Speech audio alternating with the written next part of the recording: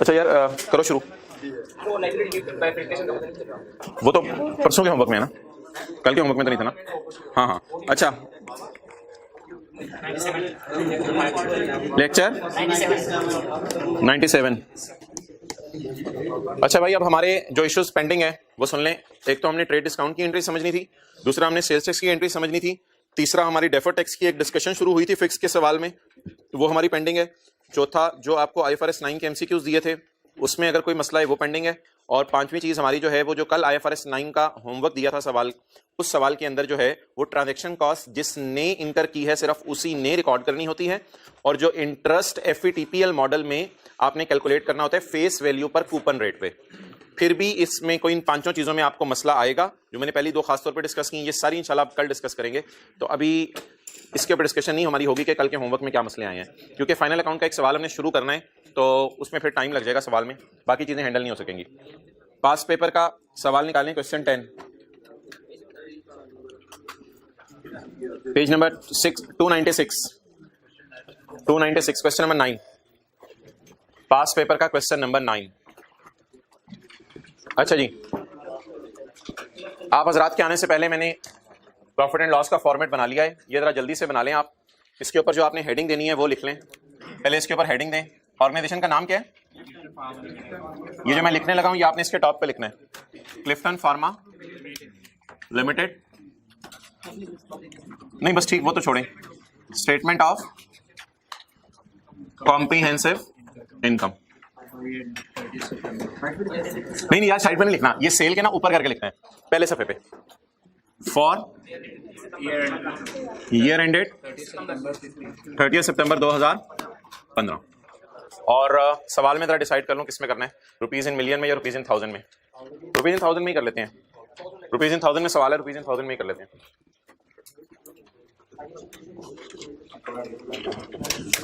Rupees in thousand में चलें जी। P&L का फॉर्मेट बना लें जल्दी से, फिर हम सवाल शुरू करें। जल्दी जल्दी जल्दी याद रहा, हाथ जल्दी चला, हाँ जल्दी चला। ये पहले सफे पे बनेगा, दूसरे सफे पे मैं बैलेंस शीट बनाऊंगा, तीसरे सफे से फिर वर्किंग्स हमारी शुरू होंगी। OCA नीचे आएगा, यहाँ पे जगह छोड़ी हुई है मैंने। पहले सफे पे P&L बनाएं, दूसरा सफा बैलेंस शीट के लिए, और तीसरे सफे से फिर हम वर्किंग शुरू करेंगे।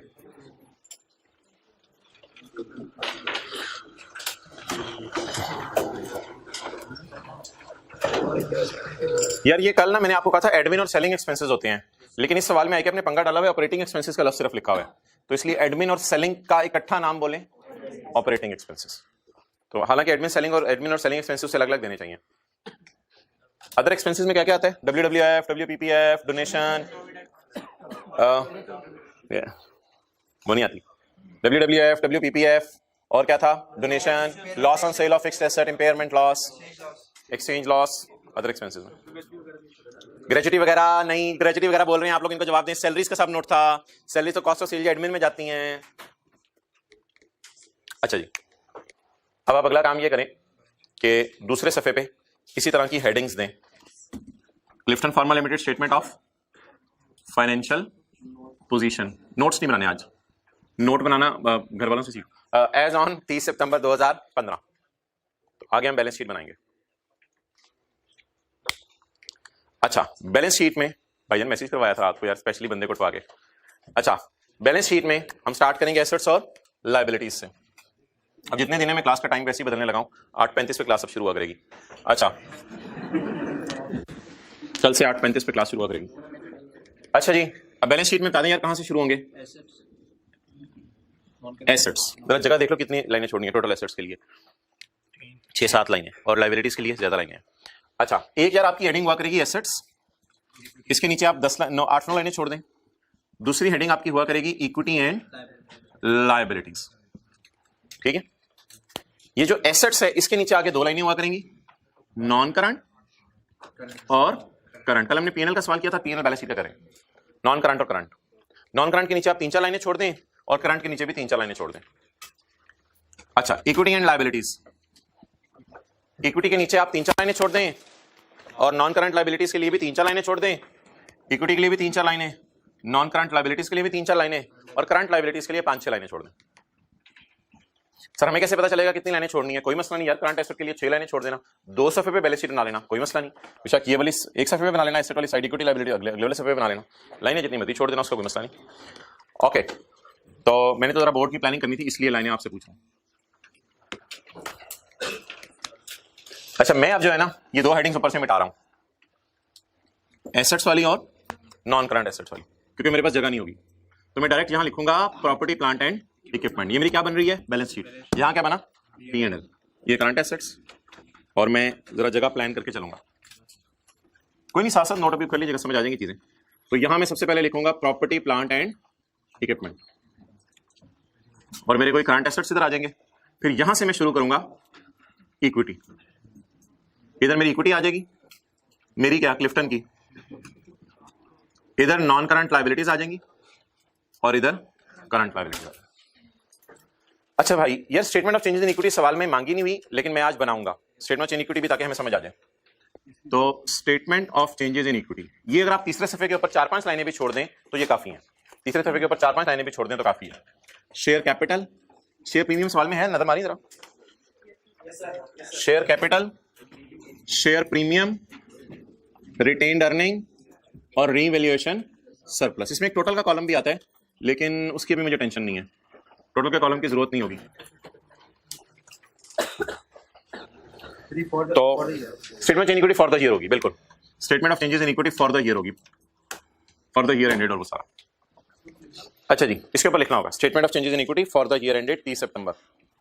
अच्छा भाई, अब जो हजरात लेट आए हैं इधर देखें, 1 मिनट, कुछ भी नहीं मैंने किया, आप ये P&L का फॉर्मेट बनाया है। एक छोटी सी बात पहले ऊपर देख के, एडमिन और सेलिंग एक्सपेंसेस का मैंने नाम रख दिया ऑपरेटिंग एक्सपेंसेस, क्योंकि सवाल में डाटा ऐसे है। ये मैंने बैलेंस शीट बनाई है, non current, current, equity, non current liabilities, current liabilities, और ये मैंने statement of changes in equity बनाई है।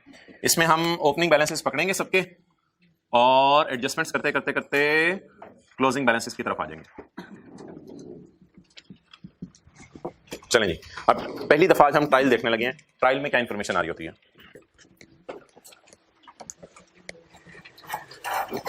अब नोट ना करें, समझने पे फोकस करें। Page 296 trial, cost of sale debit side पे आ रही है, कोई मसला नहीं, कोई मसला नहीं, हमें कॉस्ट ऑफ सेल डेबिट पे आनी चाहिए। ऑपरेटिंग एक्सपेंसेस से मुराद मैंने आपको बताया एडमिन और सेलिंग है, लेकिन आईकैप को ऐसा करना नहीं चाहिए।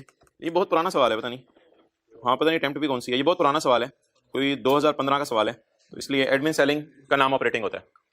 आगे चलें जी, लोन इंटरेस्ट पेड। भाईजान इंटरेस्ट पेड की एंट्री क्या हुई होगी? इंटरेस्ट एक्सपेंस डेबिट कैश, तो एक्सपेंस डेबिट हो गया, कैश अकाउंट में कैश क्रेडिट हो गया होगा। अच्छा जी, व्हीकल्स का किराया, रेंट ऑफ व्हीकल्स, ठीक है, डेबिट साइड पे आ रहा है रेंट ऑफ व्हीकल्स। नीचे जाके वो बताएगा कि ये रेंट नहीं था, ये असल में लीज थी, ये रेंटल नहीं था, ये असल में क्या थी? लीज थी। लेकिन आप देखें, आपको right of use lease liability नजर नहीं आ रहा, बेचारे ने कोई शायद एसेट लीज पे लिया और गलती से उसने रेंट डेबिट कर दिया है। हालांकि रेंट डेबिट होना चाहिए या राइट ऑफ यूज और लीज लायबिलिटीज रिकॉर्ड होनी चाहिए। रेवेन्यू आ रहा है क्रेडिट साइड पे, ये अदर इनकम में चला जाएगा, इन्वेस्टमेंट इनकम अदर इनकम में चली जाएगी। लीज होल्ड प्रॉपर्टी लीज वाली नहीं होती, ये ना ओन्ड प्रॉपर्टी होती है। असल में इस्लामाबाद के कुछ इलाकों में ना आप लैंड खरीदते हैं 99 ईयर्स के लिए। इस्लामाबाद में आप चले जाएं, वहां आपको लैंड हुकूमत देती है 99 ईयर्स के लिए, तो असल में फिर आप ही की बन जाती है और उसके पैसे भी इकट्ठे देते हैं, किस्तों में नहीं देते, तो उसे लीज होल्ड प्रॉपर्टी कहते हैं। पेपर में आपने इससे मुराद क्या लेना है? Owned property. तो ओन्ड प्रॉपर्टी आ रही है आपकी एट कॉस्ट। इसके बाद प्लांट एंड इक्विपमेंट की कॉस्ट आ रही है। ईयर एंड बताएं क्या है? 30 सितंबर 15। मुझे बता दें, इस साल की डेप्रिसिएशन अकोमोडेशन अकाउंट में डली है या हमें डालनी पड़ेगी? क्या मैं कह सकता हूं कि सवाल वाले ने थोड़ा सा पंगा लिया है, अकोमोडेशन का ब्रॉड डाउन दे दिया?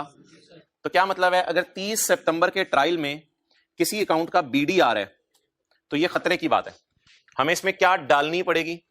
जब बीडी में डेप्रिसिएशन डाल देंगे तो सीडी बैलेंस शीट में लेके जाने के काबिल हो जाएगा। ओके, अच्छा 250 कितना डेप्रिशिएट हो चुका है आज तक? 40। और 197 आज तक कितना डेप्रिशिएट हो चुका है? 47। इन्वेस्टमेंट्स आ रही हैं, ठीक है, शेयर कैपिटल आ रहा है। इन्वेस्टमेंट से मुराद शायद कोई हमने किसी कंपनी के शेयर खरीदे हो, पता नहीं एफईटीपीएल वाले खरीदे, एफईटीओसी वाले, कौन सा खरीदे हो, छोड़ो, पर बस इन्वेस्टमेंट्स आ रही हैं हमारे पास। इन्वेस्टमेंट्स आ रही हैं, शेयर कैपिटल आ रहा है, शेयर प्रीमियम आ रहा है क्रेडिट साइड पे, रिटेन्ड अर्निंग बिजनेस के शुरू की आ रही हैं। ये बात आपसे मैंने की हुई है कंसोलिडेशन में, ये रिटेन्ड अर्निंग ओपनिंग है। अब हम सेल में से खर्चे माइनस करके लपेट के इस रिटेन्ड अर्निंग में डाल देंगे ताकि क्लोजिंग रिटेन्ड अर्निंग आ जाए, लेकिन वर्किंग 6 नहीं करेंगे कंसोलिडेशन वाली। हम P&L बनाएंगे, प्रॉपर P&L बनाएंगे, सेल और कॉस्ट ऑफ सेल वगैरह सारी समेट के।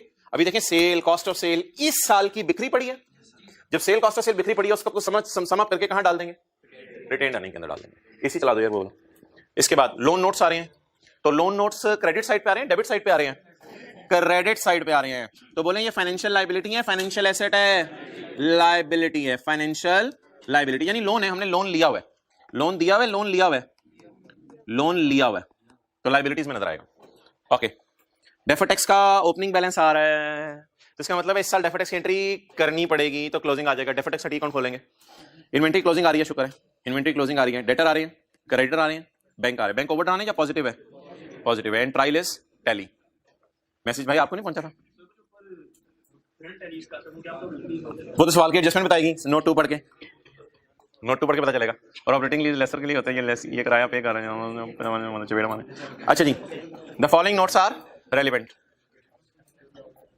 अच्छा भाई, हमारी मेथोडोलॉजी ये हुआ करेगी कि हम जो है वो, ये भाई ने रिकॉर्ड कायम कर दिए लेट आके, हमारी मेथोडोलॉजी ये हुआ करेगी, चलो भाई बड़े टाइम पे पहुंच गया, फिर भी पहले एडजस्टमेंट सवाल करने लगी है कि हम पहले एडजस्टमेंट्स की डबल एंट्रीज किया करेंगे, और जहां मेथोडोलॉजी सुने एडजस्टमेंट्स की डबल एंट्रीज किया करेंगे और डबल एंट्रीज साथ साथ फेंकते रहेंगे। जब डबल एंट्रीज फेंक देंगे तो फिर ट्रायल उठाया करेंगे। लेकिन अगर मीनवाइल किसी चीज के लिए ट्रायल पे जाना पड़ा तो वो मुझे मजबूरन जाना पड़ेगा, वरना मेरी हत्तल वसा ये कोशिश होगी ट्रायल पे जाए बगैर इन एंट्रीज को मैं पोस्ट करता रहूं। पहले डबल एंट्रीज पोस्ट कर लेंगे। ओके, पढ़ें जी। द इफेक्टिव, अच्छा ये सवाल जो है ना, इसमें इसने नोट्स नहीं मांगे, इसमें इसने सिर्फ एसओसीआई मांगी है और बैलेंस शीट मांगी है। तीसरी रिक्वायरमेंट नहीं है prepare note to the financial statements. तो आज हमने बस P&L और बैलेंस शीट बनाना है। अच्छा जी, इफेक्टिव रेट पे रिकॉर्ड होते हैं इंटरेस्ट या कूपन रेट पे? इफेक्टिव रेट पे। इफेक्टिव रेट, इफेक्टिव रेट कितना है जी? 6%। जरा लोन पकड़े कितना है? Loan loan loan loan 50,000। यार ये 50,000 पे 6% आ रहे हैं, तो अब लोन मुझे तो नहीं पता लोन कब लिया है, तो लोन तो साल के शुरू का लिया होगा, तो 50,000 पे कितने परसेंट आ रहे हैं? 6%। कितना? 3,000। अब मुझे बताएं इंटरेस्ट बनता कितना है जो मैंने बुक करना है? बुक इंटरेस्ट बनता कितना है? 3,000। ट्रायल क्या कह रहे हैं कि हाँ, ट्रायल में खुद लिखा हुआ था सी नोट 1, कहते हैं नोट 1 जरा जाके पढ़ो। अब नोट 1 कह रहे हैं इंटरेस्ट 3,000 बुक करो, हमने अभी बुक किया है क्योंकि पेड की एंट्री अकाउंटेंट भूलता नहीं होगा। आप बता दें यार 3,000 का इंटरेस्ट बन रहा है।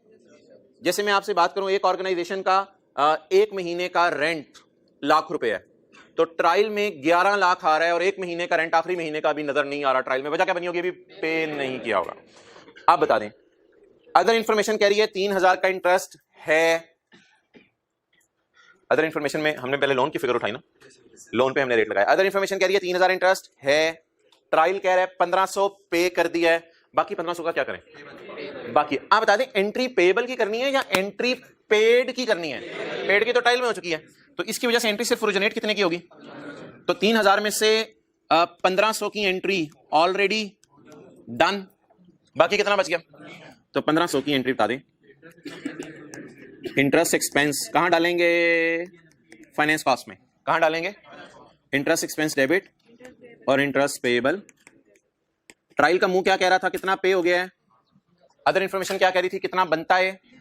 मेरे ख्याल से ना शायद 6 महीने का इंटरेस्ट पे करता होगा, ये आखिरी 6 महीने का भी पे नहीं किया होगा। डन, चलो जी ये एंट्री पोस्ट करें। Interest expense debit, interest payable, credit. ना ना ना ना पुत्र, ऐसे नहीं भाईजान, आज नोट नहीं, आज वर्किंग्स खोलनी पड़ेंगी। Working 1 cost of sale. Other income में कुछ ज्यादा चीजें नहीं है, वर्किंग 2 खोल सकते हैं, मैं घर से देख के अदर इनकम में ज्यादा चीजें नहीं है, एक ही चीज है वो मैं इधर डाल दूंगा। वर्किंग नंबर 2, वर्किंग नंबर 3, तो 1 2 3 और डीटी की भी मुझे वर्किंग करनी पड़ेगी। वर्किंग नंबर 4, तो working number 1 is my cost of sale. Working 1 is my cost of sale. Abu Bakar यार, मैं पिछली दफा देख रहा था कि आपने यहां से लेके यहां तक कैमरा सेट करके रखा हुआ था, इसी तरह होगा। Working 1 cost of sale, working, आप लोग तो यहां से लिखना शुरू कर देना, वर्किंग 1।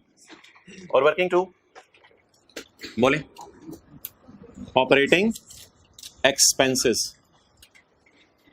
वर्किंग 3 बोले बोले बोले फाइनेंस कॉस्ट। डन। अच्छा जी, अब आप मुझे बताएं डबल एंट्री क्या बनी? फाइनल अकाउंट अब आपको इसलिए आसान महसूस होगा कि आप FR2 में काफी एंड तक पहुंच चुके हैं, बल्कि सीए इंटर के लेवल की जो अकाउंटिंग थी वाई के ने आपको सारी बता दी है। अब आखिरी ये टॉपिक चला है फाइनल अकाउंट। खर्चा डेबिट, पेएबल, क्रेडिट। भाई जन ट्रायल वाले इंटरेस्ट की टेंशन ना ले, वो मैं तो लिख लूंगा, जब मैं ट्रायल से 1500 उठाना होगा वो मैं लिख लूंगा। ट्रायल वाली चीजें एक दफा आती हैं और अदर इन्फॉर्मेशन वाली चीजों की डबल एंट्री होती है, तो ट्रायल वाले इंटरेस्ट की टेंशन ना ले। अभी मुझे जो मैंने एंट्री मारी है उसकी टेंशन ले।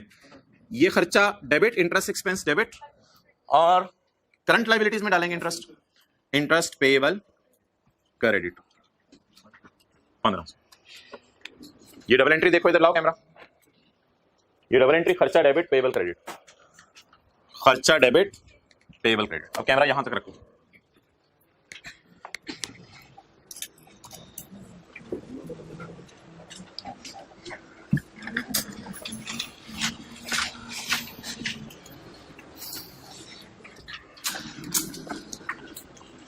ओके चलें जी। There are two separate contract for rent of vehicles, there are two separate contract for rent of vehicles. Vehicle के रेंट के दो कॉन्ट्रैक्ट हैं। चलो यार पहले मुझे ये रिवाइज करा दो, ये मैं घर से बना के लाया था, ये मुझे रिवाइज करा दें। लीज में लेसी क्या करता है? एक तो लेसी की सिंपल लीज होती है ना, जो लेक्चर 1 में लीज के पड़ी थी, उस लीज में क्या करते हैं, राइट ऑफ यूज आता है बैलेंस शीट में, लीज लायबिलिटी आती है और कभी कभी इंटरेस्ट, और P&L में क्या आता है, ये नॉर्मल लेसी ऐसा करता है। और रिकॉग्निशन एग्जेम्पशंस हमने पढ़ी थी, कब लेसी रिकॉर्ड ना करे राइट ऑफ यूज और लीज लायबिलिटी, ये थी शॉर्ट टर्म लीज और low value asset. Short term lease क्या 12 महीने से कम, लो वैल्यू एसेट क्या सस्ता एसेट, सस्ता एसेट। तो ये दोनों इमटेरियल सी चीजें हैं। शॉर्ट टर्म लीज 7-8 महीने की lease, low value asset laptop ले लिया लीज के ऊपर, आपने जो है वो चेयर्स लीज पे ले ली, कंप्यूटर लीज पे ले लिया, लो वैल्यू एसेट। ये इमटेरियल सी चीजें हैं, इसकी मुश्किल वाली काउंटिंग की जरूरत नहीं है, इसकी आसान सी काउंटिंग। P&L में क्या डाल दो, हाँ पेबल शेबल आ जाता है, अगर कभी पे करना हो वो अलग बात थी, P&L में जाता है। ये लीज सारी याद है आपको? अच्छा अब कह रहे हैं मेरे लीज के दो कॉन्ट्रैक्ट हैं, अब आपने मुझे आइडेंटिफाई करके बता दें कौन सा वाला कॉन्ट्रैक्ट कौन सा है। वैसे बता दें किराया कितना पे किया इस साल हमने, 80। रेंटल, रेंटल जिसे लीज रेंटल कहते हैं, it is instalment, instalment principal interest के कॉलम में जो इंस्टॉलमेंट वाला कॉलम होता है ना, जिसकी आप कैश क्रेडिट करते थे, ये वो कैश क्रेडिट हुआ है। तो ये 8600 का किराया है। There are two separate contracts for rental of a recent review by the finance department। अच्छा मुझे बताएं अकाउंटेंट क्या एंट्री कर चुका है? अकाउंटेंट क्या एंट्री कर चुका है? रेंट एक्सपेंस डेबिट नजर आ रहे हैं, कुछ चीजें मुंह से नजर आ जाती हैं, कुछ में बातें करके दिल की बात निकालनी है। ये तो मुंह पे देखें, रेंट डेबिट साइड पे नजर आ रहा है, इसका मतलब है no right of use, no lease liabilities, rent को मुंह पे शो किया हुआ है, तो ये रेंट डेबिट कर चुका है। ये रॉन्ग एंट्री है जो हो चुकी है, रॉन्ग एंट्री। रॉन्ग एंट्रीज ना अक्सर आपको ट्रायल के मुंह से नजर आ जाया करेंगे। Rent expense debit cash credit. अच्छा अब ये ना मेरे से पूछेगा कि कैसे पता चला ये रॉन्ग एंट्री हुई है। भाई रेंट डेबिट पे नजर आ रहा है, रेंट डेबिट, तो रेंट डेबिट किया फिर आपने, ये तो रॉन्ग एंट्री होगी। ओरिजिनल एंट्रीज माशाल्लाह आपको आती होंगी। There are two separate contracts for rental of vehicles. A recent review by finance department of these contracts has reached the conclusion that 7 million of total rentals.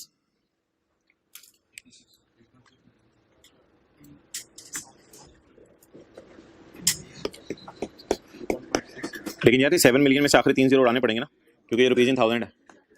तो 7 million of total rental, 7 million की बात कुछ बताने लगे, बाकी 1600 के बारे में फिर देख लेंगे क्या करना है। 7 मिलियन की बात बताने लगे कुछ, देखो क्या कह रहे हैं, पढ़ लो दोबारा। अभी तो मैंने कुछ बताया नहीं, सादा सी बात में कर रहा हूं। देखो, there are two separate contract for rent of vehicles.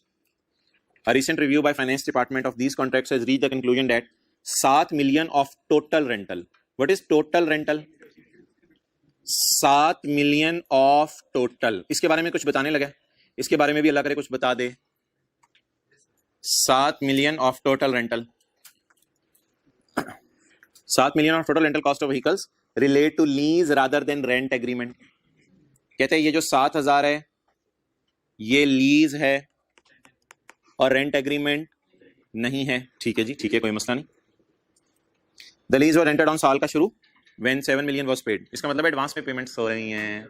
Lease शुरू हुई 1 अक्टूबर को व्हेन 7 वाज पेड। तो एडवांस का सवाल है, एरियर का? एडवांस का, एडवांस का सवाल है। व्हेन 7 वाज पेड, फौरन 7 पे कर दिया। The lease agreement is for a 4-year period in total, and there will be 3 more annual। जाहिर बात है 3 और होंगी, एक किस्त पे कर दी है, 3 और होंगी। In advance of 7 million payable on 1 October each year, क्योंकि हमारा ईयर एंड 30 सितंबर है ना, तो फिर 1 अक्टूबर को हमारा साल स्टार्ट हो रहा है। The vehicle in lease agreement had a fair value of 24। भाईजान लेसी के केस में ना आपने फेयर वैल्यू इग्नोर किया करनी है।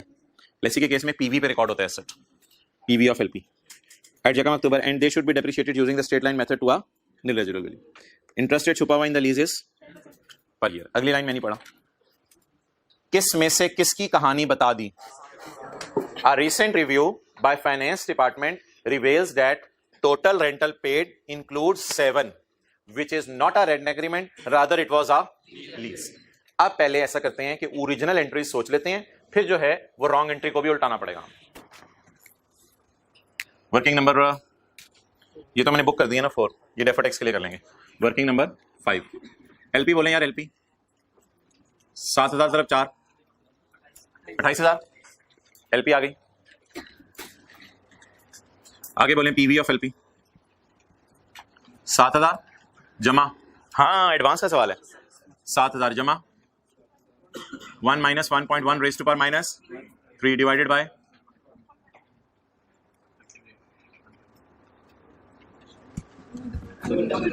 24408। नोट कर लो, शुगर है लीड रिवाइज हो रही है बस।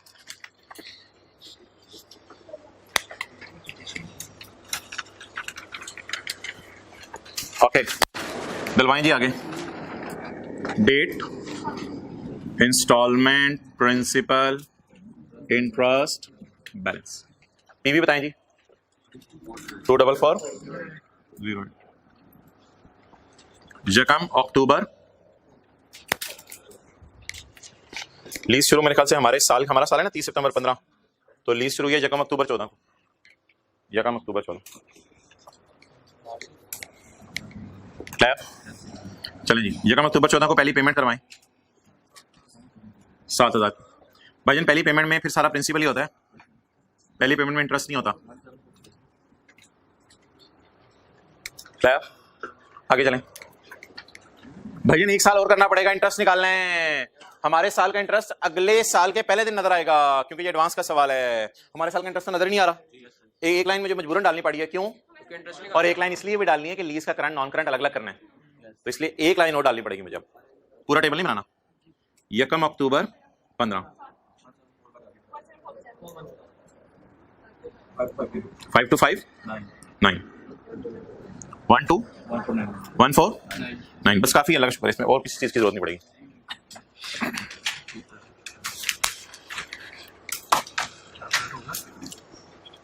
ओके अब भाई ये है लीज का लेक्चर नंबर 2। अब क्या करना है आपने, डेप्रिसिएशन और इंटरेस्ट P&L में फेंकने, और right of use, lease, liability और इंटरेस्ट पेबल बैलेंस शीट में फेंकना है, बस। तो अब यहां से फिगर्स इंशाल्लाह उठा लेते हैं, शायद आपको याद हो फिगर्स में। जनरल एंट्रीज नहीं करने बैठ जाना कि जनरल एंट्रीज करें फिर चेक करें कौन सी फिगर जा रही है, डायरेक्ट P&L बैलेंस शीट हमने बनाना सीखा हुआ है, तो जरा रिवाइज कर लें। अब P&L और बैलेंस शीट में जाना क्या है बताएं जी। P&L में क्या जाना है, डेप्रिसिएशन और इंटरेस्ट, और बैलेंस शीट में क्या जाना है, right of use, lease, liability का करंट और नॉन करंट पोर्शन, और अगर हमारे साल का इंटरेस्ट हमारे साल पे नहीं हुआ तो फिर इंटरेस्ट। अब वो बिल्कुल लेक्चर 2 लीज का तो सेम में ले आए। अच्छा जी, आप बताएं भाई, पहले मैं P&L मुकम्मल कर लेता हूं। P&L इसलिए मुकम्मल कर लेता हूं कि बैलेंस शीट में भी डेप्रिसिएशन मुझे चाहिए होगी राइट ऑफ यूज की बीवी निकालने के लिए, तो इसलिए पहले P&L मुकम्मल कर लेता हूं, डेप्रिसिएशन और इंटरेस्ट। अच्छा जी, लीज कितने साल की है, 4 साल की, तो बस 4 साल पे डेप्रिशिएट करते हैं, और तो कोई डाटा अवेलेबल नहीं है, ओनरशिप ट्रांसफर होनी है नहीं होनी और कोई डाटा नहीं है, तो 4 साल पे डेप्रिशिएट करते हैं। पीवी को पकड़े, इसको 4 साल पे डेप्रिशिएट करते हैं। डेप्रिसिएशन डालनी कहां है, ये जरा एक सवाल है। नहीं नहीं यार, अपने से नहीं सोचना, सवाल गाइड करेगा, सवाल गाइड करेगा यार। सवाल ने ना अनलकीली पॉइंट 3 में जाके गाइड किया, ऑल डेप्रिसिएशन, सिर्फ पॉइंट 3 वाली नहीं, ऑल डेप्रिसिएशंस ऑफ पीपी, उसमें राइट ऑफ यूज भी आ जाएगा, should be charge to cost of sale. सारी डेप्रिसिएशन कहां डालनी है, कॉस्ट ऑफ सेल। अब बताते हैं जरा क्या क्या आता है P&L में, डेप्रिसिएशन और इंटरेस्ट। डेप्रिसिएशन डालेंगे, डेप्रिसिएशन राइट ऑफ यूज निकलवाएंगे, डेप्रिसिएशन 24408। आसान आसान चीजें चल रही हैं सारी, रिलैक्स नहीं, सब आपको आता है। Divided by 4 610। यार मेरा लीज में मशवरा है कि लीज और रीवैल्यूएशन इसकी डबल एंट्रीज लेके ना चलिएगा, क्योंकि लीज और रीवैल्यूएशन में आपको डायरेक्ट P&L बैलेंस शीट बनाना आता है, तो डायरेक्ट मुझे P&L बैलेंस शीट बनाने दे, डबल एंट्रीज ना करवाएं। डबल एंट्रीज इसमें टाइम ले जाएंगी, और डबल एंट्रीज में लीज लायबिलिटी भी जरा निकालना मुश्किल हो जाती है। तो डायरेक्ट P&L बैलेंस शीट जब बनाना सीखा हुआ है तो direct P and L balance sheet बनाए, डबल एंट्रीज की टेंशन ना लें आप, डबल एंट्री की टेंशन ना लें, direct P and L balance sheet बनाए। अच्छा जी, डेप्रिसिएशन आ गई जी। और क्या चीज जानी है पी एंड एल में? और क्या जाने पी एंड एल में? Interest expense. बताएं जी। 30 सितंबर 15 मेरा ईयर एंड है। 30 सितंबर 15 का इंटरेस्ट 30 सितंबर 15 की रात को बुक करके सोऊंगा, क्योंकि अगले दिन सुबह फौरन पे करना है। तो आपको पता है खर्चा अगली एक लाइन से नजर आता है, एक दिन बाद से नजर आता है, तो इसलिए खर्चा कितना है? 1741। तो 30 सितंबर 15 का इंटरेस्ट कहां मिलेगा? एक दिन बाद। और अगर एरियर का सवाल होता तो 30 सितंबर 15 का इंटरेस्ट 30 सितंबर 15 को मिल जाता। अभी 30 सितंबर 15 को मिल रहा है या एक दिन बाद मिल रहा है? तो इंटरेस्ट एक्सपेंस कहां डालूं? Finance cost. ये इंटरेस्ट एक्सपेंस जो है ना लीज वाला है, 17 वर्किंग नंबर 5।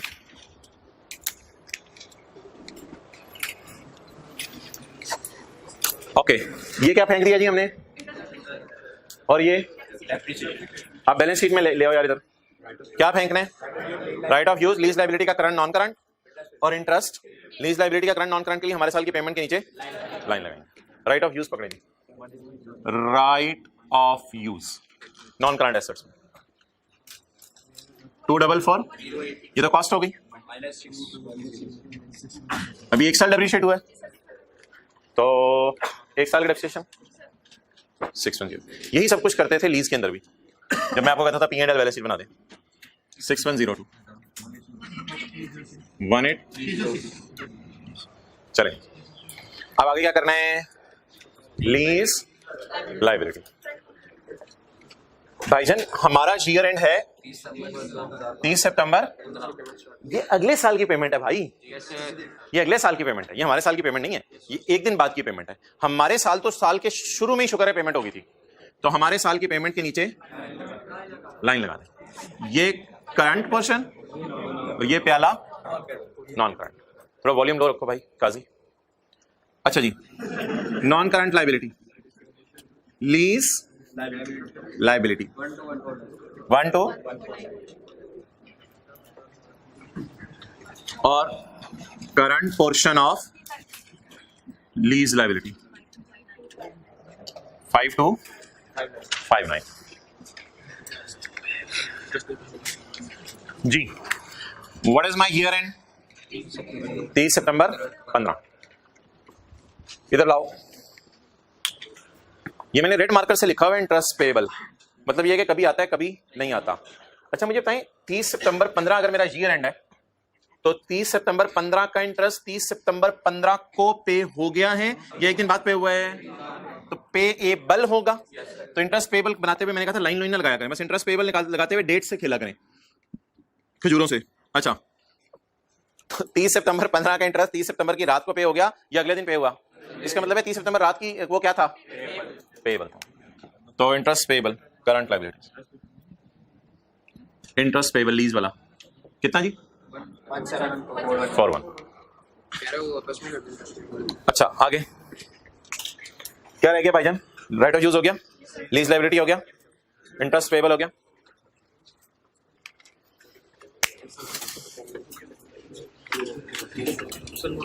भाई ये तो लीज की अकाउंटिंग हुई है, फाइनल अकाउंट में आपने कुछ और भी देखना होता है कि अकाउंटेंट क्या कर चुका है। फाइनल अकाउंट में ये भी देखना होता है अकाउंटेंट क्या कर चुका है। अब एक छोटी सी एडजस्टमेंट है सिर्फ एक फिगर की, वो हमारी रह गई है। यहां तक हमने इस एडजस्टमेंट के 90% मार्क्स गेन कर लिए हैं, तो अब एक छोटी सी एडजस्टमेंट रह गई है, वो फाइनल अकाउंट की वजह से आनी है, वो मैं आपको सोल्यूशन से दिखाऊंगा।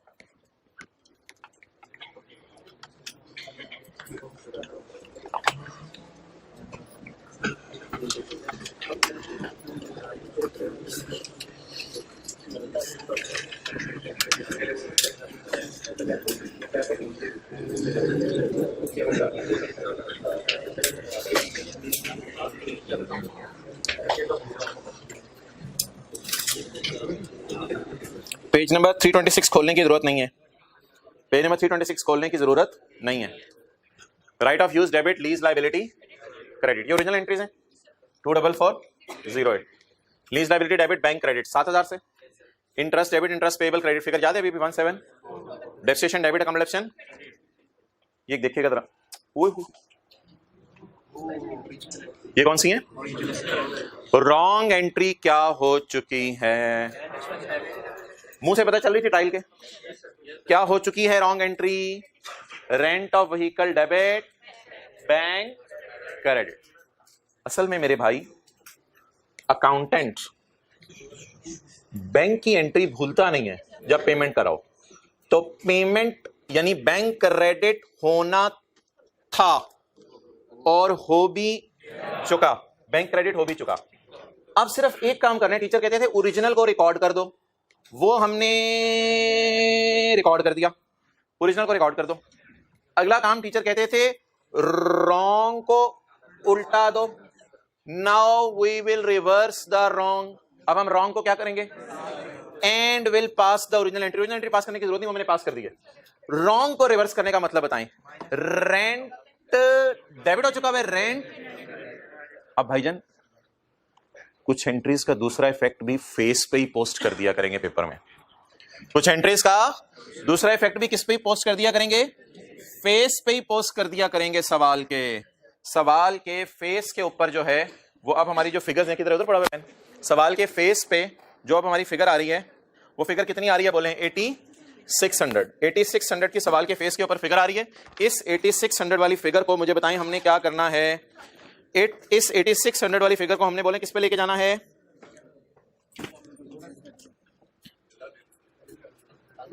हाँ सब छोड़ो यार भाई। अब हम करेंगे ये कि 8600 में से माइनस कर देंगे 7000, ताकि इधर कितना बच जाए? 1600। फिर 1600 इंशाल्लाह जब ट्रायल आएगा ना, या भी अदर इन्फॉर्मेशन में होते 1600 के बारे में कुछ बता दिया, उसकी टेंशन मैं बाद में लूंगा। मैंने क्या किया है? मैंने रॉन्ग को रिवर्स कर दिया है। तो ट्रायल के मुंह पे जाएं, रेंट क्रेडिट कर दें, ऊपर लिखिए रेंट क्रेडिट। रेंट को मैंने क्रेडिट कर दिया, डेबिट हुआ था, तो इसको मैंने क्रेडिट कर दिया। मिल जाए ये पड़ा हुआ, रेंट को मैंने क्रेडिट कर दिया।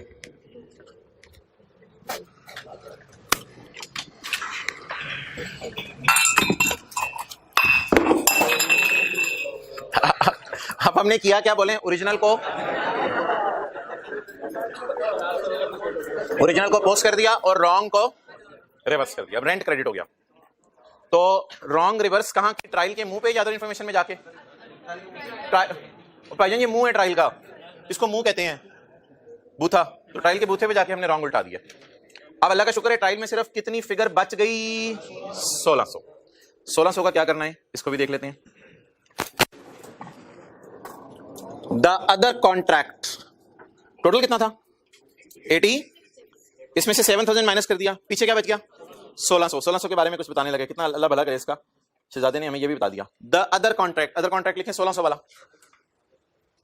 Other contract for vehicle rental relate to lease of a vehicle. ये भी लीज निकली, लेकिन 5 महीने की लीज है। आगे एक लाइन लिखी हुई, वो फाइनल अकाउंट के टॉपिक के लिए लिखी हुई है, वो लीज के लिए लिखी हुई। आगे वाली लाइन छोड़ें, शॉर्ट टर्म लीज है। इस 1600 को रेंट में ही पड़ा रहने दें। बेटा चुनु मुन्नू इधर ही रहो, तुम रेंट ही हो, इस रेंट को कहां डालना है अभी ट्रायल में पड़ा रहने दे, कोई मसला नहीं। जब सवाल का फेस में उठा रहा हूं ना, तो फिर मुझे याद करा दीजिएगा 1600 को कहां डालना है। तो ट्रायल के जब मैं मुंह पे आऊंगा ना, उस वक्त मुझे याद करा दीजिएगा। लेकिन फिलहाल इसको रेंटल बना के डेप्रिसिएशन इंटरेस्ट के चक्कर में नहीं जाना, जो 7000 का सलूक किया, इसको रेंट एक्सपेंस ही डालना है। और इसको रेंट एक्सपेंस के तौर पे कहां डालना है? वो फाइनल अकाउंट की एडजस्टमेंट है, वो कह रहा है इसको मैं कहां डालूंगा? बोले ऑपरेटिंग, वो इंशाल्लाह डाल देंगे। तो 1600 की टेंशन खत्म हुई। लो जी सवाल हो गया, जल्दी फारिग हो गया। अब एक डेप्रिसिएशन की एडजस्टमेंट है, एक रिवोल्यूशन की एडजस्टमेंट है, और IAS 12 की एडजस्टमेंट है। चलें जी पढ़ लें। ये तो आसान, पॉइंट 3 तो आसान है, ऐसे ही टाइम पे आया हम। अच्छा point 3, other plant and equipment is depreciated at 20% per year by. अच्छा यार, अगर तो रिड्यूसिंग बैलेंस है ना, तो फिर ट्रायल से आपने कॉस्ट माइनस अकाउंट डिडक्शन पकड़ के डेप्रिशिएट करना है। और अगर स्ट्रेट लाइन मेथड है तो फिर ट्रायल से कॉस्ट पकड़ के आपने डेप्रिशिएट करना है। इसके लिए ना एक हम वर्किंग पहले खोल लिया करेंगे। प्लांट एंड इक्विपमेंट को सिर्फ डेप्रिशिएट करना है और लीज होल्ड प्रॉपर्टी को रिवैल्यू भी करना है। और हमारे फिक्स्ड एसेट 2 ही हैं, ये लीज होल्ड या ओन्ड प्रॉपर्टी है और प्लांट एंड इक्विपमेंट है। तो हमारे 2 फिक्स्ड एसेट हैं।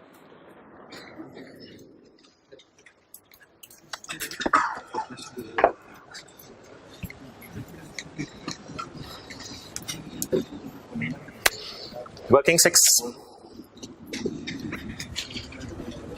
ये जरा देखिएगा मैं किसकी वर्किंग करने लगाऊं, ये इसकी वर्किंग 6। इसमें दो चीजें हैं मेरे भाई, लीज होल्ड प्रॉपर्टी, या जिसको मैं ओन्ड प्रॉपर्टी कह सकता हूं, और प्लांट एंड इक्विपमेंट, नहीं प्लांट एंड इक्विपमेंट, प्रॉपर्टी पर आ गई है प्लांट एंड इक्विपमेंट। अच्छा, इधर ना मैं अकोमोडेशन माइनस नहीं करने लगा क्योंकि मैंने इसको रीवैल्यू करना है, तो रीवैल्यूएशन में ना डायरेक्ट चीजें ले लेंगे, वो आसान हो जाएगा। इधर अकोमोडेशन में माइनस नहीं करने लगा, इधर मैं अकोमोडेशन माइनस करूंगा। अच्छा भाई, अब ये जरा विजुअलाइज कीजिएगा टी काउंट कैसे बनता है। ये प्लांट का बैलेंस आ जाता है, ये ब्रॉड डाउन अकोमोडेशन होती है, इसमें जब आप डेप्रिसिएशन फर्दर ये डालते हैं तो ये कैरी डाउन अकोमोडेशन आ जाती है।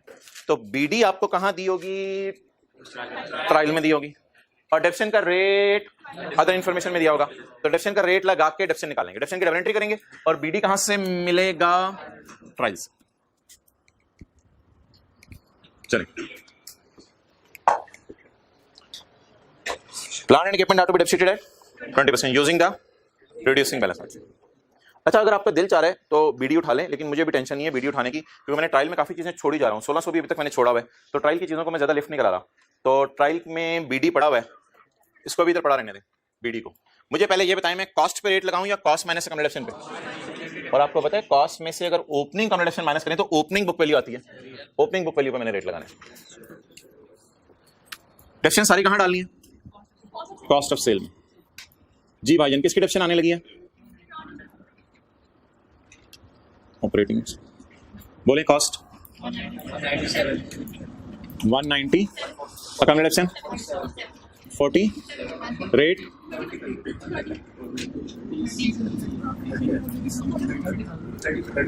एंट्री बोले depreciation debit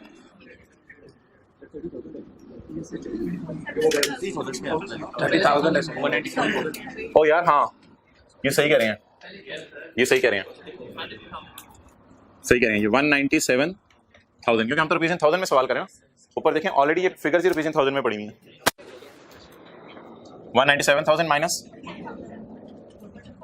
47,000 multiplied by 30। Entry बताइए, depreciation debit, accommodation credit. BD इंशाल्लाह कहां से उठा लेंगे, ट्रायल से।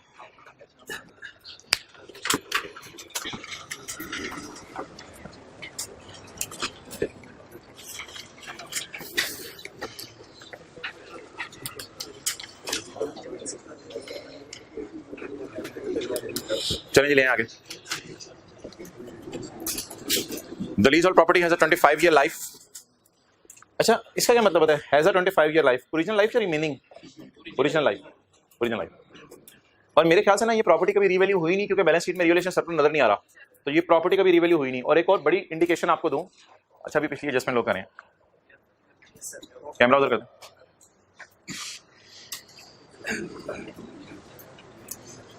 बस ले आए। अच्छा, दो इंडिकेशंस हैं जिनसे पता चल रहा है ये प्रॉपर्टी रिवैल्यू नहीं हुई भी। ट्रायल के फेज से तो एक मिनट चुप करें, ट्रायल के फेज से पता चल रहा है कि ये एडजस्टमेंट पास नहीं हुई भी रिवैल्यूएशन की।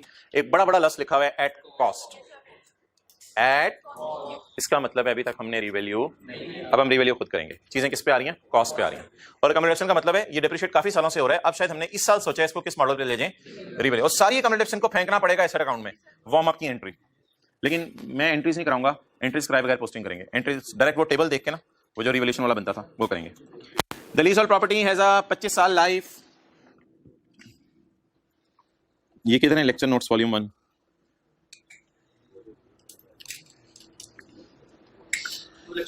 किधर, नहीं वो वॉल्यूम 2 के हैं।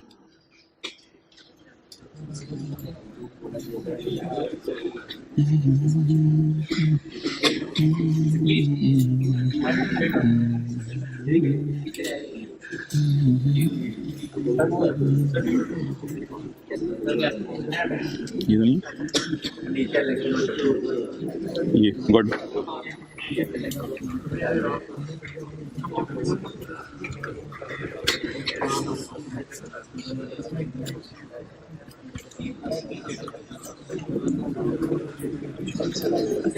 ये फॉर्मेट रिवाइज करें जरा, भूला ना हो। कॉस्ट आती थी, डेप्रिसिएशन आती थी, WDV, surplus revalued amount depreciation WDV, asset revaluation surplus, tax on surplus और नेट सरप्लस। याद आ रहा है?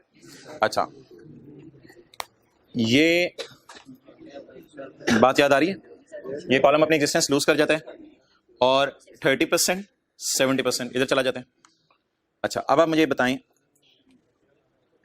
इस 100 रुपए की एंट्री अगर आपको याद हो, पहले तो डेप्शन पड़ी होती थी ना, ऐसे वार्म अप करते थे, कम डेप्शन डेबिट एसेट क्रेडिट 20 रुपए। अब 100 की एंट्री बतानी है, मैं बताऊंगा। एसेट डेबिट, डीटीएल क्रेडिट और surplus in OCI credit. Asset debit, ये वार्म अप की एंट्री पहले हुई भी है। एसेट डेबिट, डीटीएल और सरप्लस इन ओसीआई क्रेडिट। याद आ गई बात? अच्छा, तो ये फॉर्मेट अब हम बनाएंगे। किधर फाइनल अकाउंट देखना पड़ेगा, रिवैल्यूएशन साल के शुरू में हुई है या एंड में हुई है। अगर रिवैल्यूएशन साल के एंड पे हुई ना, तो फिर आपने रिमेनिंग लाइफ नहीं निकालनी होगी, क्योंकि इस साल की डिडक्शन कॉस्ट पे ही निकलेगी। फिर आपने रिमेनिंग लाइफ नहीं निकालनी होगी। अगर रिवैल्यूएशन कब हुई? साल के एंड पे। और अगर रिवैल्यूएशन साल के शुरू में हुई तो फिर रिमेनिंग लाइफ भी निकालनी पड़ेगी। जरा देखते हैं, रिवैल्यूएशन अगर साल के एंड पे हुई तो हमें रिमेनिंग लाइफ नहीं निकालनी पड़ेगी, हम कॉस्ट को ही डिप्रिशिएट कर देंगे। The lease hold property has a 25 साल लाइफ एंड इज अमोर्टाइज्ड का लफ्ज वो लीज होल्ड की वजह से लिख रहा है, ऐसे छोड़ें। डेप्रिशिएटेड स्ट्रेट लाइन ऑन 30 सितंबर the property was revalued and directors wish to incorporate this revaluation. वो चाहते हैं इनकॉर्पोरेशन को, इसको इनकॉर्पोरेट कर दें फाइनेंशियल स्टेटमेंट में। आप बता दें जी, रिवैल्यू साल के शुरू में हुई, साल के एंड पे, तो लिखें no need of remaining life. No need of remaining life, remaining life की जरूरत नहीं है, because revaluation at year end. इस साल किस पे डेप्रिशिएट कर दें? कॉस्ट पे कर देना। हाँ,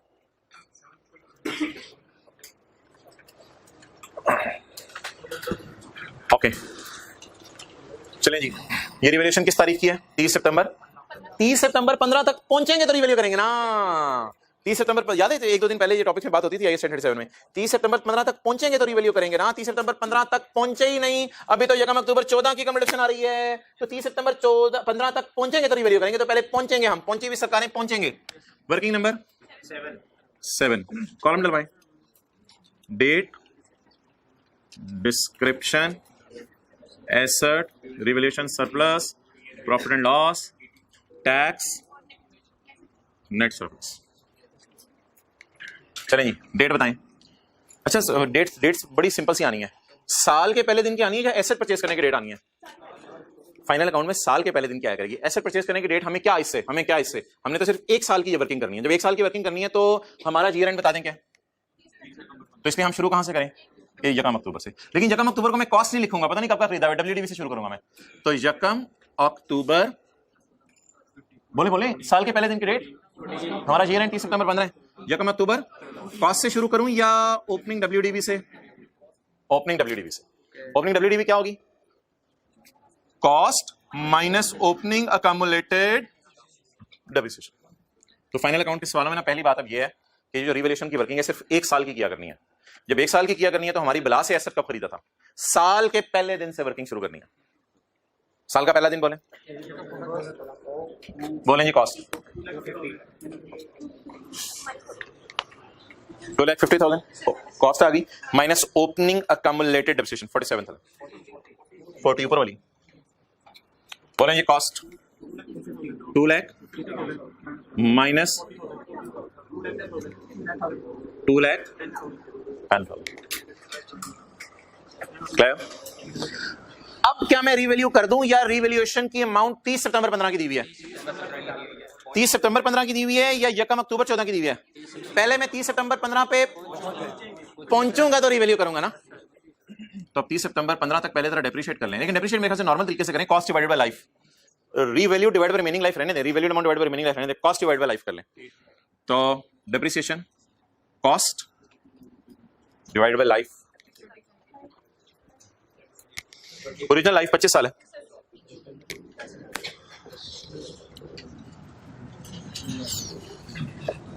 जी भाई। अब ये बीवी तैयार है आसमानों पे जाने के लिए? इस बीवी को लेके जाना है आसमानों पे, इस वाली बीवी को नहीं लेके जाना। अच्छा, पता नहीं, देखते हैं आसमानों पे लेके जाना है या जमीन के नीचे लेके जाना है। कहाँ लेके जाने जी, बीवी को बताएं। वो अपनी धुन में है, आप लोग छोड़िए, आप लोग इधर है। बस मरी ना ले जाना। ओके, बोले 30 सितंबर 15 revalued amount.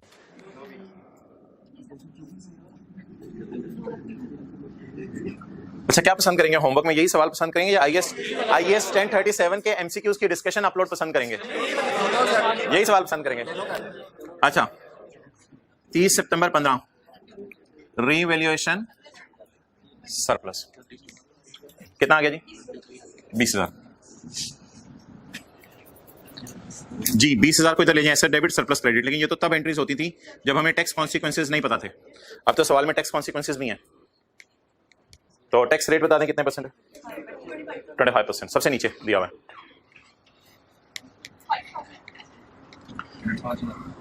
Tax at the rate of, भाई इस खुशी में इमरान खान का भी हिस्सा होगा, तो 20,000 की खुशी में इमरान खान का हिस्सा 5,000। मैं ऐसी टोटल 700 चला रहा हूं, क्या जरूरत है?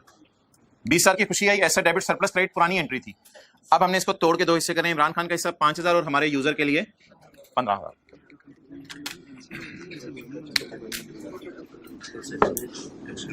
अच्छा, ये कॉलम तो अपनी एग्जिस्टेंस लूज कर जाएगा। टोटल्स कर लें, वो अगला साल के लिए शायद रेलेवेंट हो या कोई और चीज के लिए, लेकिन ओके। अब आपने मुझे बताना है कि कौन कौन सी फिगर्स जो है वो मैंने कहां कहां लेके जानी है। जिन फिगर्स पे मैं उंगली रख रहा हूं सिर्फ आपने वो बतानी है कि फिगर कहां लेके जाऊं डेप्रिसिएशन, कॉस्ट ऑफ सेल में, यानी P&L में। ये चलेगी P&L में। ये फिगर कहां लेके जाऊं? बैलेंस शीट में। इधर तो नहीं लेके जा सकता ना, वर्किंग में लेके जानी पड़ेगी क्योंकि कुछ और भी एसेट्स हैं हमारे। तो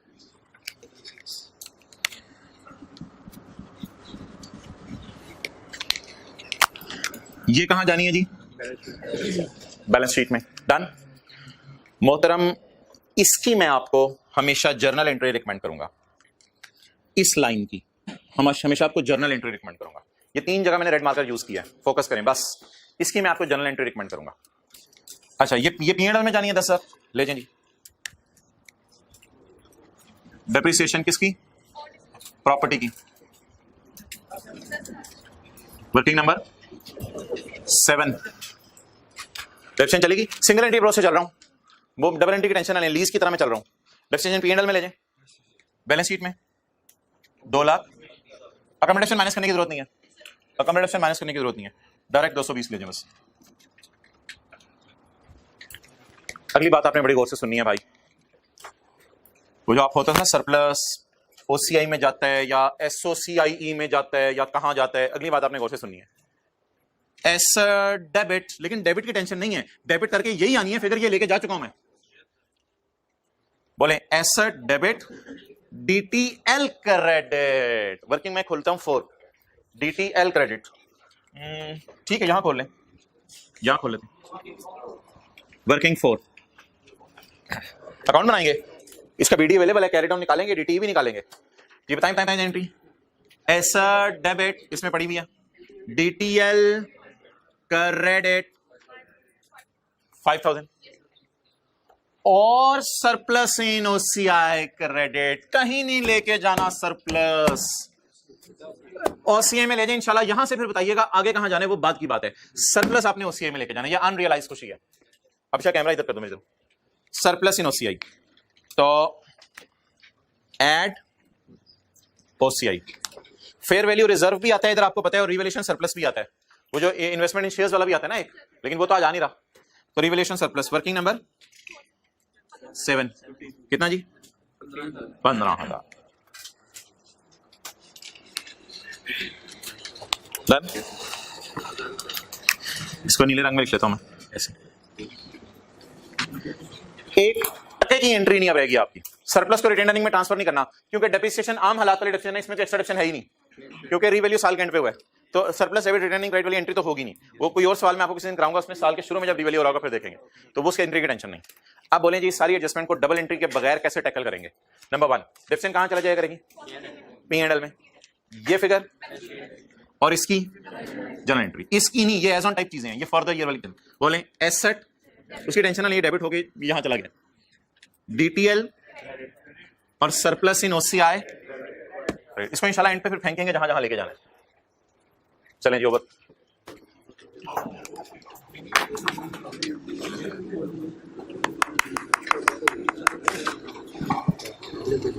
यार हमारे पास टाइम है, इसको ना मैं आपको सबकी जनरल एंट्रीज भी करके एक दफा दिखा देता हूं अलग अलग। हमारे पास टाइम है, अभी तो देखते रहिएगा। इसको जरा उड़ा देता हूं मैं 220 को, इस 10,000 को भी उड़ा देता हूं, इस 15,000 को भी उड़ा देता हूं, इस 5,000 को भी उड़ा देता हूं, और सारी जनरल एंट्रीज करते हैं एक एक करके। लेकिन अगर आपको जनरल एंट्रीज करने का शौक चढ़ा हुआ है ना, फिर आपको ये लाइन यहां डालनी पड़ेगी, लेस अकोमोडेशन। अब पहले आपको बीडीज उठाने पड़ेंगे ट्रायल से, थोड़ी सी लंबी अप्रोच है, बीडीज ट्रायल से उठाने पड़ेंगे। उठाएं ट्रायल से BDs. What is BD? What is BD? BDs को एक दफा उठाने क्योंकि ट्रायल में नजर आ रहे हैं। अल्लाह आपको नींद पूरी करने की रात को तौफीक दे, दुआ तो पूरी कर दिया कर। अच्छा 250 और ये मैंने एक दफा क्यों उठाया? ट्रायल से नजर आ रहे हैं। चलें तरतीब से चलें। 10,000 की एंट्री बोलें, depreciation debit, accommodation credit. Depreciation debit, ऐसा डेप्रिसिएशन डेबिट, और यार ये पूरा उठाया करें ना, depreciation debit, accumulated depreciation credit. पहली एंट्री पोस्ट होगी। अब रिवैल्यूएशन की ये एंट्री होगी। अब रिवैल्यूएशन की एंट्री करूं या वार्म अप की? मुझे बता दें बैलेंस कितना पड़ा हुआ है इस वक्त, या यहां से 40 पड़ा हुआ था, 10 और डाला तो बैलेंस कितना पड़ा हुआ है? इस 50,000 की एंट्री इस एंट्री से पहले करनी होती है। 50,000 की एंट्री बताएं। Accumulated depreciation debit, accumulated depreciation debit, और asset credit. Double entry post होगी। आखिरी एंट्री बताएं। Asset debit, asset debit, DTL credit, और surplus in OCI credit. Surplus in OCI credit कितने से जी? 15,000।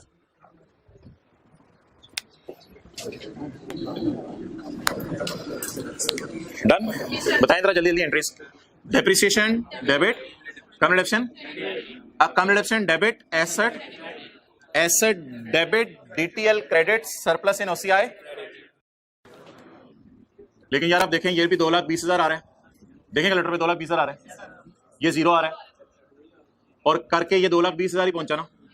इतना रोल के पहुंचे हैं जीटी रोड से, तो डायरेक्ट मोटरवे से ही पहुंच जाते हैं। बहुत टाइम लग गया।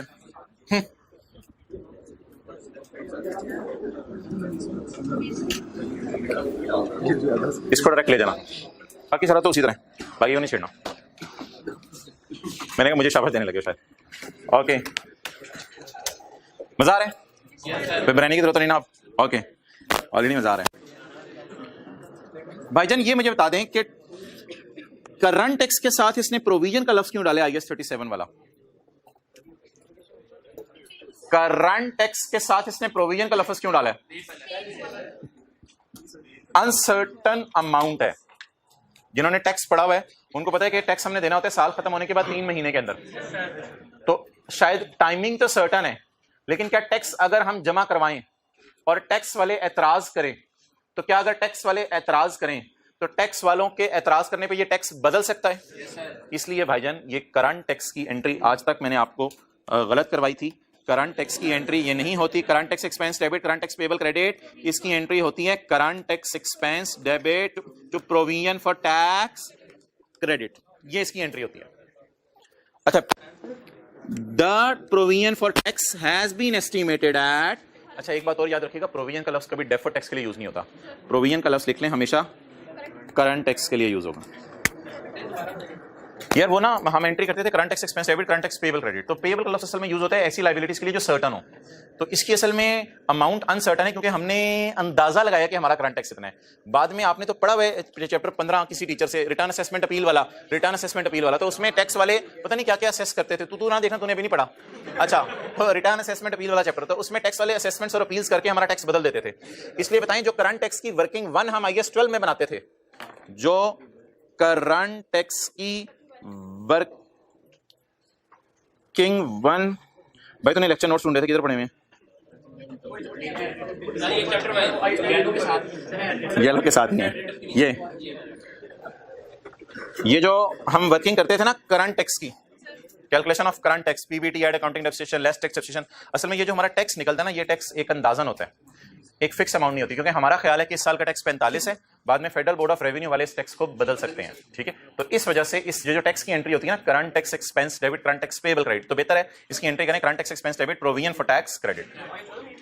IAS 12 में भी यही एंट्री कर देंगे, कोई मसला नहीं। तो करंट टैक्स पेबल आपके समझने के लिए लिखता था, IAS 12 में भी यही करेंगे। तो हाँ, आप इधर देख लो, अगर अल्लाह करे एंट्रीज इधर अवेलेबल हो तो पेपर में भी CTP की जगह प्रोविजन फॉर टैक्स, ज्यादा अच्छा लफ्ज़ है, प्रोविजन फॉर टैक्स।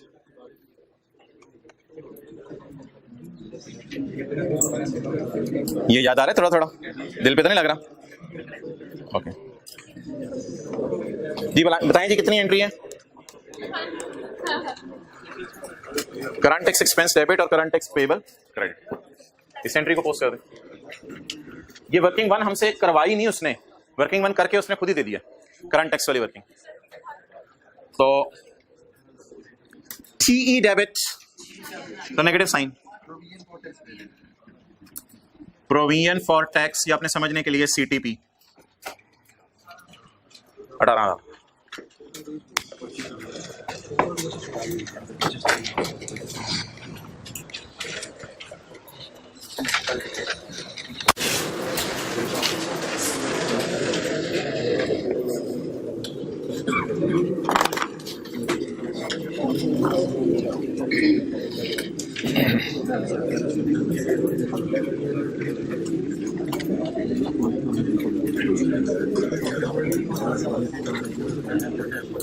कैमरा लाओ इधर भाई, इधर देखें यार। कल ऐसी ना जाते जाते मैंने एक बात की थी, आज के सवाल में बड़ी आसान एडजस्टमेंट है। कल वाले सवाल वाली एडजस्टमेंट इंशाल्लाह मैंने आपको एग्री किया, ये वाला आपको कल दोबारा समझाऊंगा सारा। ये वाला जो कल जाते जाते आखिर में किया था, मैं की सोच रहा था कल घर में कि एज ऑन अब्बू हो तो एज ऑन बेटा आएगा, ठीक है। ये ब्रॉड डाउन, ये ब्रॉड डाउन, एज ऑन अब्बू हो एज ऑन बेटा आएगा, और ये भी एज ऑन अब्बू है और ये एज ऑन बेटा आ रहा है। लेकिन अगर फॉर द ईयर अब्बू देखे जाएं तो बेटा भी, यार अजीब सी बात है, लेकिन बात जो मैं करना चाह रहा हूं वो समझ आ गई ना, बस बात याद रह जाती है भाई फिर हमारे। तो कल क्या लिखा हुआ था? अब्बू increased by 20 for the year, ठीक है। अच्छा, अब जरा सवाल में आज के देखते हैं कि एज ऑन अब्बू आ रहे हैं या for the year. Okay 0.5 please please please. एक बंदे को आप कहते हैं तुम चांद जैसे खूबसूरत हो, तो इसका मतलब ये नहीं कि चांद में जो गड़े पड़े हुए हैं वो भी उसके मुंह पे हैं। मिसाल समझाने के लिए होती है, 100% मैच करने के लिए नहीं होती। 0.5 पढ़ें जी। ये अबू दिए में बेटा नहीं दिया हुआ, क्योंकि बेटा रेट ला के निकलेगा। पढ़ें आप, ये कौन से अबू हैं?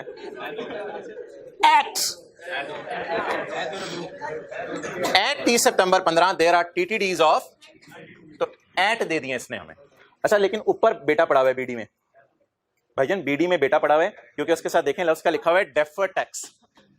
आपको पता है ना, TTD पे रेट लग के DTL निकलता है, तो टाइल में याद रखिएगा हमेशा बेटा होगा। टाइल में टाइल में क्या होगा हमेशा, क्योंकि वो तो क्लोजिंग है ना पिछले साल का, वो ओपनिंग बनेगा। तो मुर्गी और अंडा, तो ट्रायल में हमेशा अंडा होगा। अगली दफा चेंज कर लेंगे, ट्रायल में हमेशा अंडा होगा। लेकिन ये अंडा नहीं है, नीचे आए, ये TTD है, ये TTD है, ये मुर्गी है। क्लियर?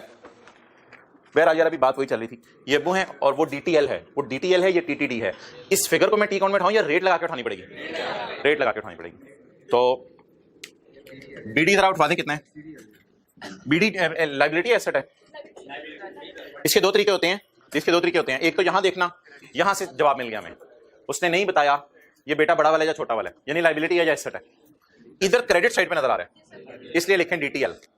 तो ब्रॉड डाउन डीटीएल है, कितना आ गया 20,000। अच्छा, कैरी डाउन के लिए मैं आपको थोड़ा सा हिंट देने लगा हूं।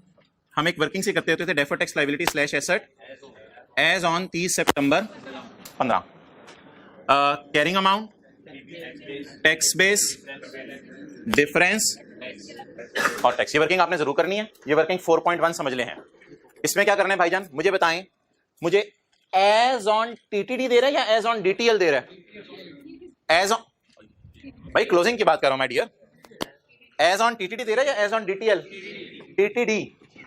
तो अब काफी सारी रीजंस होंगी, मजे की बात सुने, पीपी होगा, राइट ऑफ यूज होगा, प्रोविजन फॉर ग्रेचुटी होगी और पता नहीं क्या क्या चीजें होंगी, वो वर्किंग हमसे करवा नहीं रहा।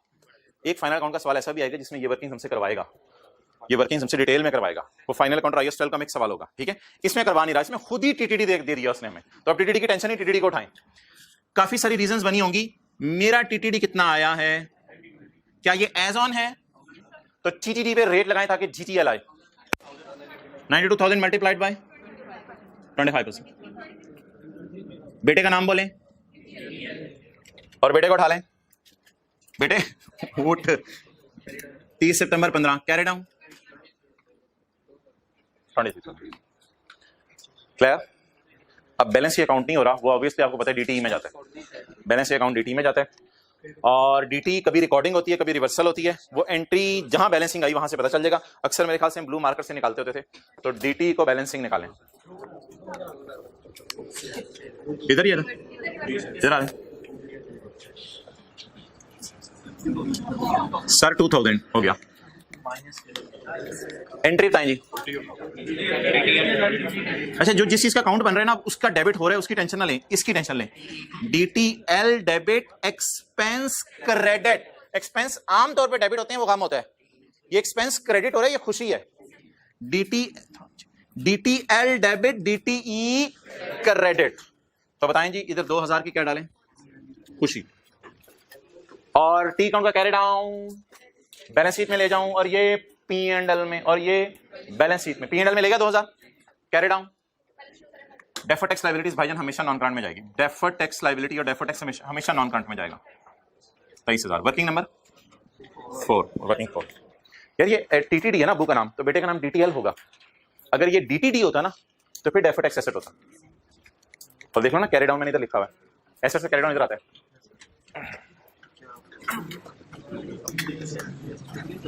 अब 1-2 मिनट बातें कर लें, टोटल्स करने रह गए बस। ट्रायल का फेस उठा लेते हैं।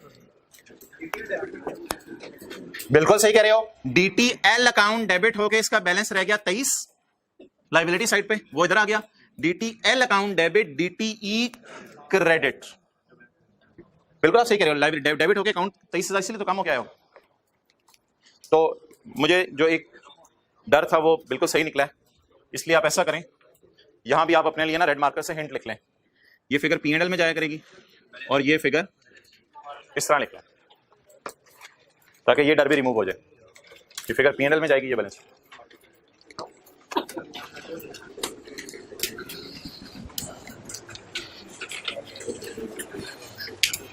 जी ट्रायल का फेस उठाएं। अब जो एक्स्ट्रा वर्किंग्स हैं उनको उड़ा देते हैं, वो तो चलें ठीक है, लिखा रहने दें। Working number 7। ट्रायल का मुंह जी, कॉस्ट ऑफ सेल ट्रायल में कितनी आ रही है? Right of cost of sale trial में कितनी आ रही है? 134। 130।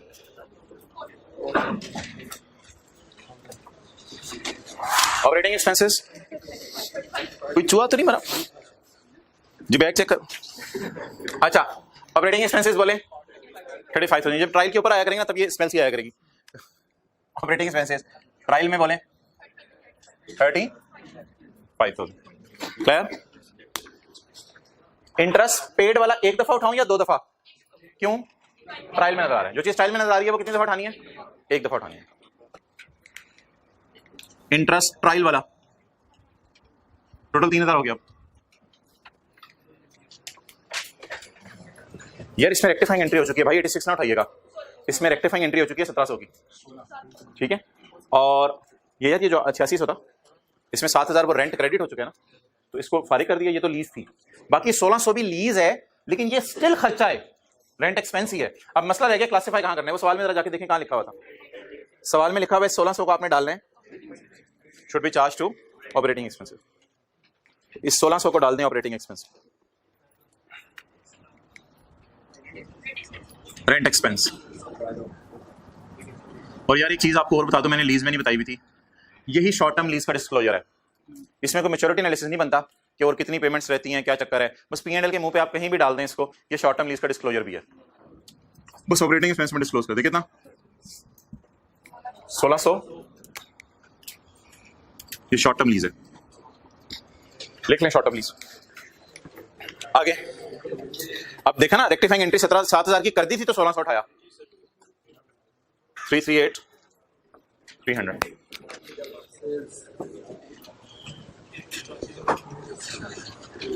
ये तो सबकी माँ है सेल, इसमें से सारे ये खर्चे बच्चे माइनस नहीं होने, कच्चे माइनस होने हैं।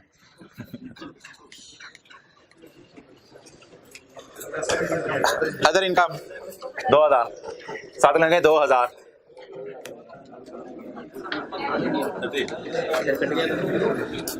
क्रेडिट है ना, खुशी है।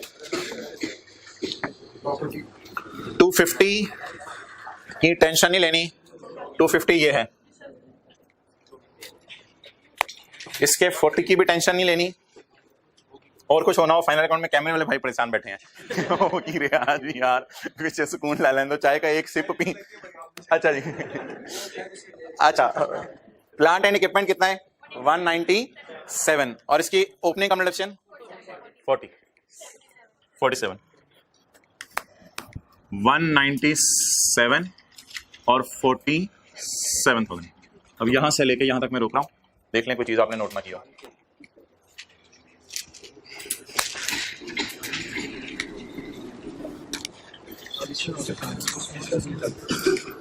किधर दिखाओ, 3000 पूरा डाला है ना, ले आओ भाई इधर। इन्वेस्टमेंट शेयर कहां चले जाए, नॉन करंट में डाल दें, investment long term purpose, non current में 92,400।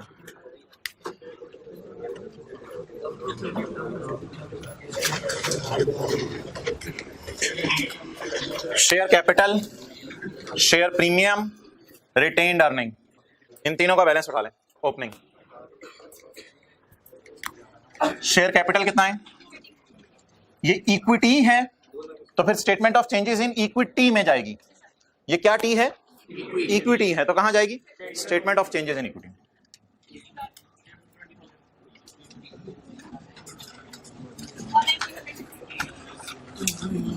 भाईजान ओपनिंग बैलेंस बताएं सरप्लस का, पहली दफा जिंदगी में रिवोल्यूशन हो रही है। ओपनिंग बैलेंस बताएं सरप्लस का, डन हो गया, उसकी टेंशन ना लो।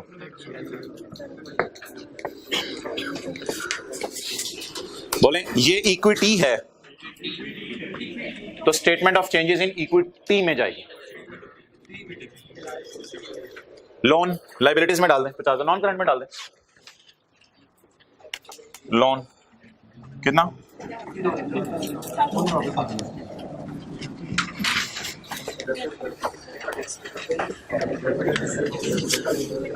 डीटीएल का बीडी ले गए अकाउंट में, इन्वेंट्री क्लोजिंग है 23,700।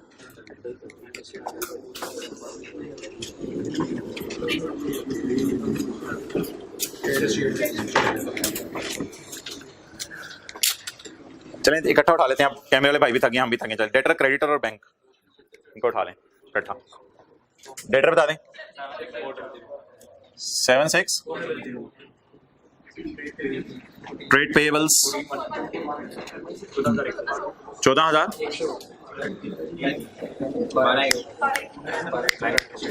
बैंक 12,100।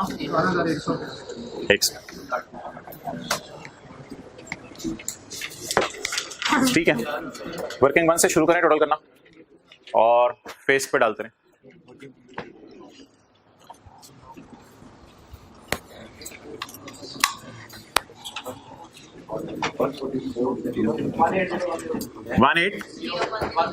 $18,102.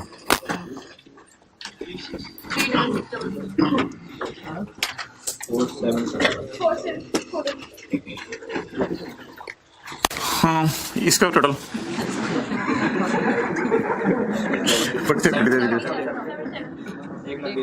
ग्रैंड टोटल करा देंगे, grand total 3,40,000. Cost of cell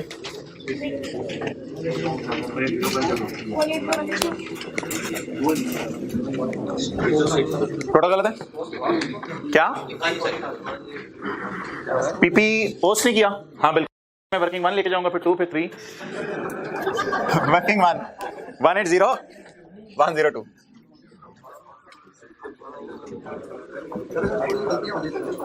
तो इंसान है यार तुम. वर्किंग 2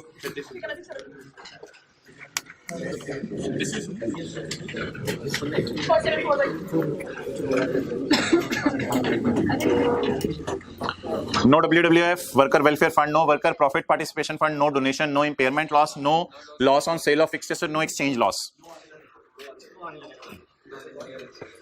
भाईजान ने रिक्वेस्ट की है वर्किंग 6 डाल दें फेस पे, तो इनकी खास रिक्वेस्ट के ऊपर वर्किंग 6 जगह कोई नहीं, लेकिन फिर भी जगह बना लेते हैं. 3,40,000. ओके, जीपी बता दें. 158,198.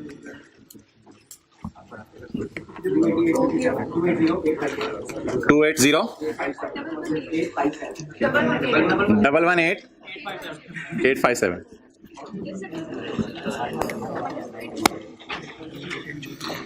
टैक्स सब टोटल कर लें, टैक्स का कर लें, कोई हर्ज नहीं. सब टोटल टैक्स का 16,000. अब निकाल लें पैट 1,102,857. नहीं, इसका टोटल ना अभी मैं आज की क्लास में नहीं कराऊंगा, एंड पे जाते हुए करा दूंगा. इसका टोटल कहीं यूज नहीं होना होता, इसका टोटल कहीं यूज नहीं होना होता. अब आपकी टेंशन चाहिए थोड़ी सी. बोले काला नीला, बोले काला नीला, काले नीले. चलिए ये दोनों नदियां हैं, ये दोनों, एक काली नदी, एक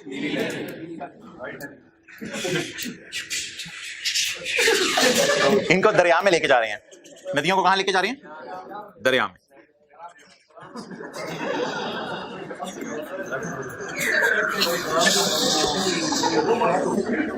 ये काला फॉर द ईयर है, ये नीला फॉर द ईयर है.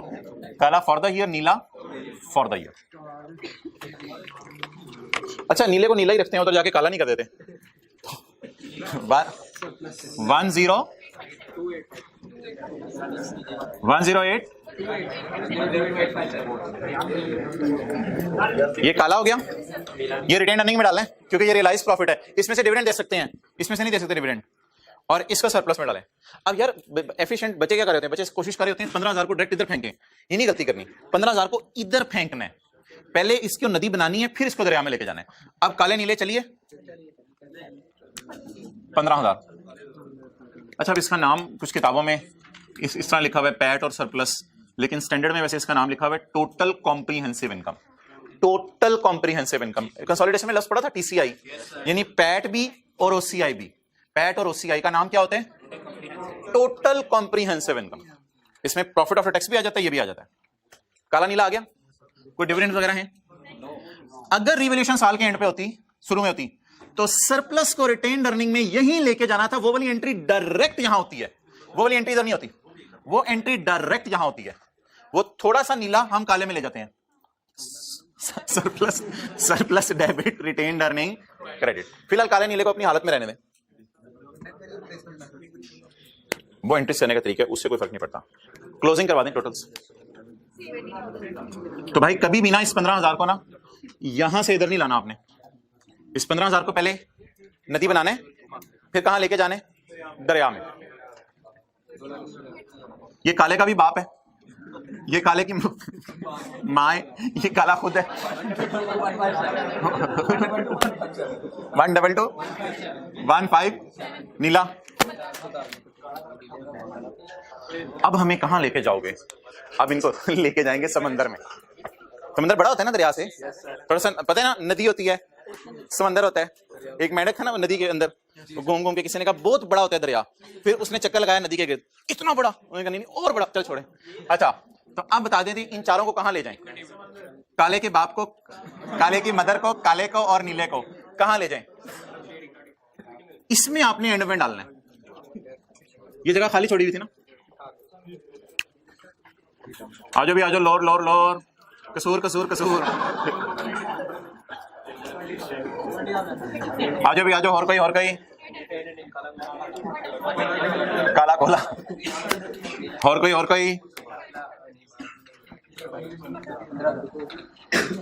यार अब प्लीज टोटल नहीं करना, वो घर जाके टोटल कर लें, ट्राई देखी जाएगी। अच्छा उसमें ऐसा करें आप कि इनके अलग अलग सब टोटल ना करें, अब टाइम नहीं है, इनके अलग अलग सब टोटल ना करें, ग्रैंड टोटल कर दें 562,906 इन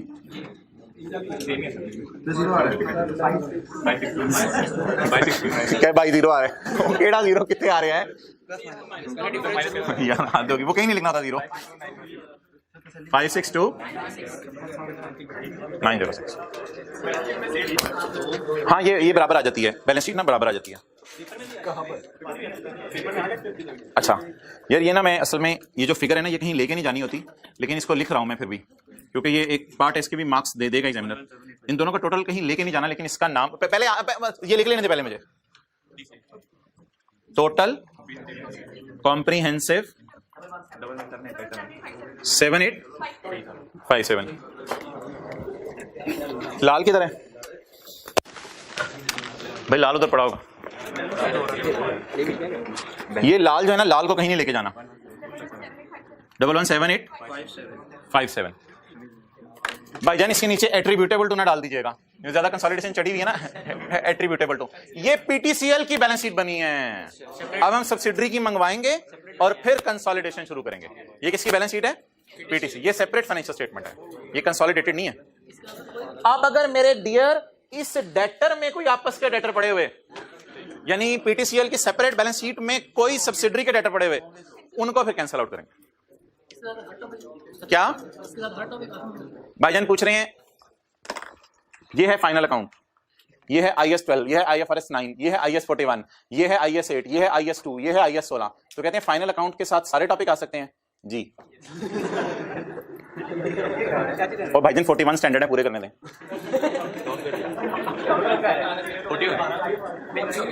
क्लास खत्म हुई।